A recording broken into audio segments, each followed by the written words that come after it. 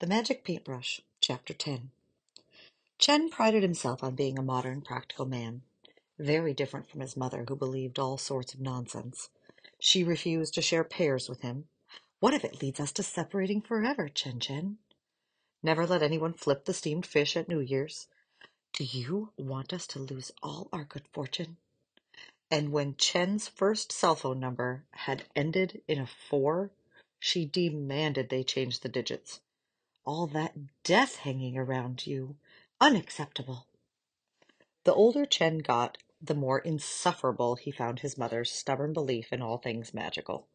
He'd quickly grown out of her superstitions. What was the point of things that weren't real?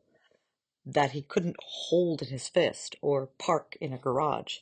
And now, staring at the Taotai, this same practicality meant Chen didn't waste time thinking, impossible, or am I dreaming? He knew he wasn't dreaming, and the creature sat before him, stinking and musty, so it certainly wasn't impossible. Instead, he thought, as he often did, how can I use this? And he racked his brain for more of his mother's stories. She'd always insisted that brush painting was important to their family history.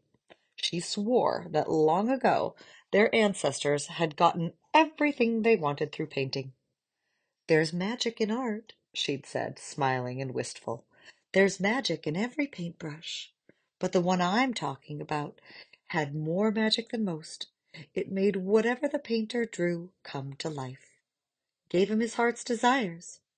Chen had always figured, when he thought about it at all, that his mother was being fanciful. Maybe superstitious ancestors had muddled the facts through the ages, lending magic to the mundane. If there was any truth to the story, it was probably that an artist ancestor had accumulated wealth by seeking royal patronage. A truly magical paintbrush? Nonsense. But he couldn't deny the creature standing before him. It had startled him a few minutes ago by disappearing back into its painting, sucked away like bathwater down a drain, but before Chen could do more than rap on the painting's glass covering and pace the hallways, the monster clawed its way out again. It looked even more disgruntled than before. There was something uncomfortable about such a menacing creature looking so displeased. Chen cleared his throat. He'd better establish rules before things got out of hand. "I am Chen Wang," he told the beast. His voice didn't waver anymore, though he remained leery of the Taotai's massive size. It could disembowel him with a pinky. "My great, let's not get bogged down in details. My ancestor created you to protect and serve his family. That means you protect and serve me." The Taotai didn't nod, but it didn't eat him either, which Chen decided was good enough for now. "You were brought to life by a magical paintbrush?" He meant the sentence as a statement, but it lilted upward at the end. He cleared his throat again. "A magical paintbrush." The Taotai didn't even twitch. Did it understand him? "Where is that paintbrush now?" Nothing. Not a word, not a gesture, not even a grunt. "The paintbrush," Chen repeated. His apprehension morphed into frustration. Surely, if his ancestor had possessed a paintbrush that gave him whatever his heart desired, he could have desired some more intelligent monsters. "The paintbrush that created you!" Raising his voice didn't help at all. Chen resisted the urge to kick the Taotai. Instead, he threw himself onto the sofa and started to phone his mother. Then he stopped. Why should he tell her about this? She wasn't the one exiled to Guilin. Why would she, why should she or his father benefit from the one bright spot in his suffering out here? If he found the paintbrush, it should be his prize alone. His mother would be suspicious if he suddenly called out childhood bedtime stories. No, he'd figure this out himself. Perhaps the paintbrush was hidden in this house. It was a strange old place, initially built for a time when generations of a family lived close together with their servants. Some of the outer doors still had barriers across the bottom to keep out evil. Parts of the compound, like the central courtyard, were run down to near rubble. Other parts appeared carefully preserved since the days of Chen's ancestors, and others still were modern, renovated over the years as the grounds passed from owner to owner. Boredom had driven Chen to exploration, so he knew every nook and cranny. He'd even found a small, worn door leading deep underground. There, a stone tunnel carried him into the mountain itself. He'd only gone far enough to see honest-to-God cages built into the rock before retreating again, overcome by the dank chill. Perhaps they were old prison cells, or perhaps someone had kept livestock there. His mother would know the real answer, along with details like which dynasty the house had built in and whose hands it had passed through in the intervening years. In fact, she'd probably told Chen at some point when he hadn't been paying attention.